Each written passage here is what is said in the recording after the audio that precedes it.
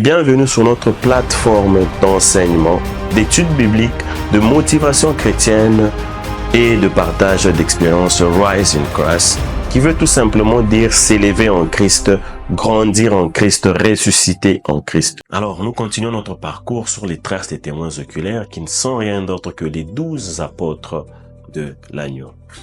Aujourd'hui, nous allons parler d'un disciple ou apôtre qui a souvent été confondu parce qu'ils ont été deux qui portaient le nom de Jacques. Mais aujourd'hui, nous allons parler de Jacques le mineur.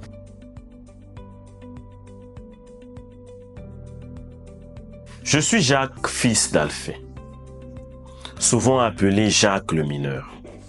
Ne me confondez pas avec Jacques le frère de Jean ou encore avec Jacques le frère de Jésus-Christ qui est l'auteur des épîtres de Jacques. Alors l'évangile ne donne pas beaucoup de détails sur ma vie, mais tout ce que vous pouvez retenir est que j'ai été parmi les 12, donc j'ai eu à jouer un très grand rôle. Après la résurrection de Jésus-Christ, j'étais aussi présent dans la chambre haute avec les 12 en prière.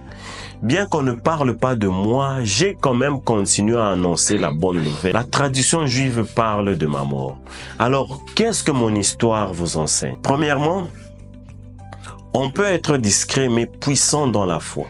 Je n'ai pas été souvent mis en avant, mais j'ai quand même été fidèle. J'ai accompagné Jésus-Christ jusqu'à sa mort. Deuxièmement, Dieu appelle les personnes de différents horizons. Même si on ne sait pas beaucoup de choses sur moi, mais j'ai quand même fait partie des 12 apôtres choisis par Jésus-Christ. Troisièmement, la fidélité compte plus que la renommée. Mon impact était plus grand que ce que l'histoire retient de moi. Donc, j'ai une histoire à vous transmettre.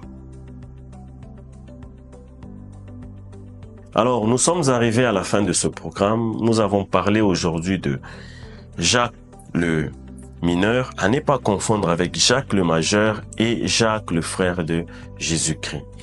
Sinon, j'espère que ce programme a été bénéfique pour vous. À la prochaine.